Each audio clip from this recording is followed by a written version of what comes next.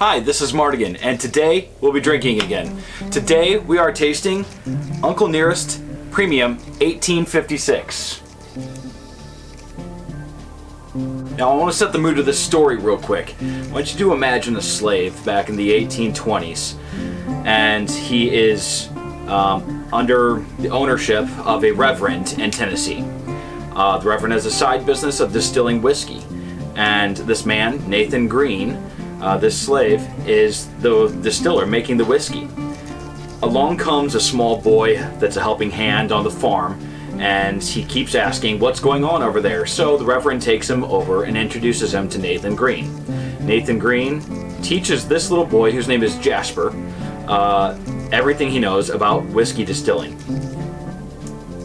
Soon, Nathan obtains his freedom as it's past the Civil War.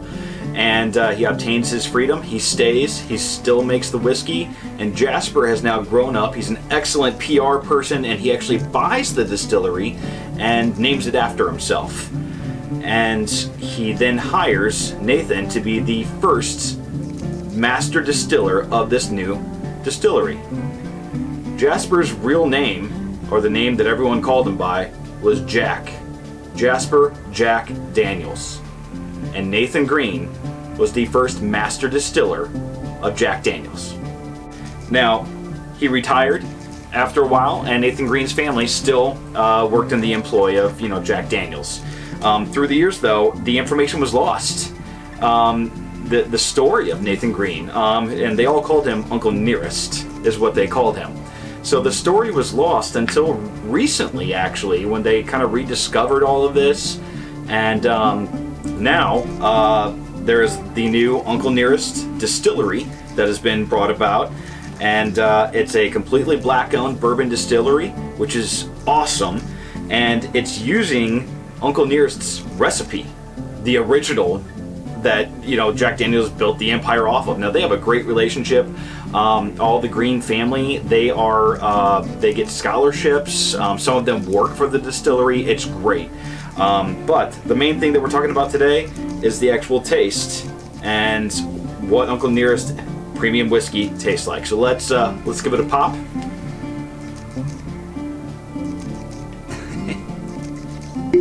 Oh, there's that nice pop right there.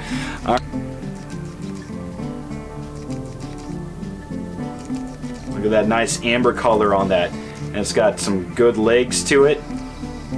It's got some great legs to it, actually. That is a beautiful looking whiskey right there. First thing that anybody needs to do is go ahead and make sure you've got identify the look of it, identify the legs that it's got on it. You can see those legs trickling down on the side, and then give it a good smell.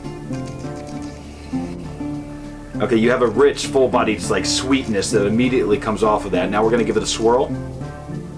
And we're going to break apart some of those molecules in there. I also added a little bit of water into it. Okay, so I'm getting a sense of apple in here.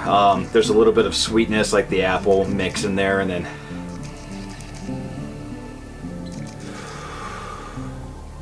you get a little bit of the apple. Maybe there's some nutmeg in there as well on the palate.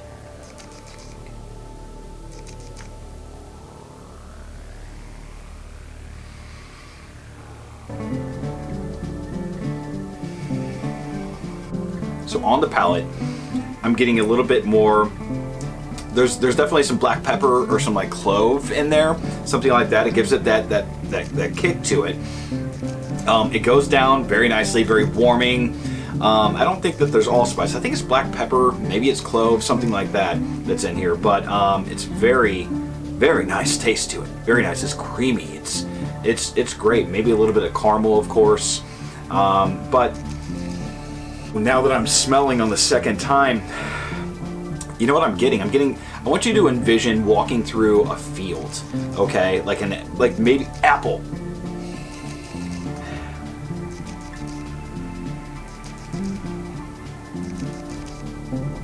Okay, so imagine that you're walking through an apple orchard.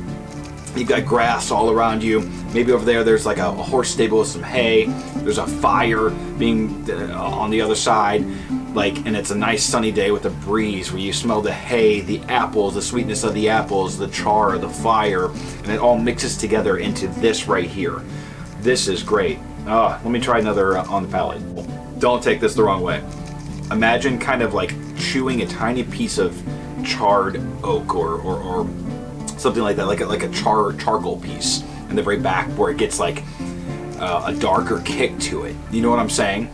So you've got the apple, you've got the caramel, you've got some nutmegs, the clove or black pepper spice kick to it. The finish, it doesn't burn going down at all.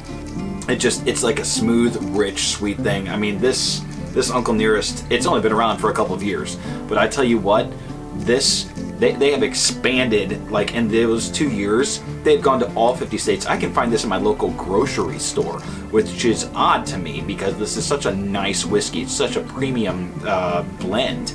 So I would definitely recommend getting this, trying it. Remember, when you're doing a whiskey, try to get a Glencairn or a snifter, or a wine glass even, and give it a good smell, then actually give it a taste. Do your, actually kind of imbibe and enjoy it as you're drinking it, and then add a few drops of water to it. That water breaks up the molecules of the combined bourbon chemicals, and it breaks them apart so that it gets rid of that burn a little bit, but it also helps you identify each individual flavor, because if you imagine this right here is this is the clump, but then you put water into it and then it just kind of slowly spreads apart, and then you can identify each one of those different flavors.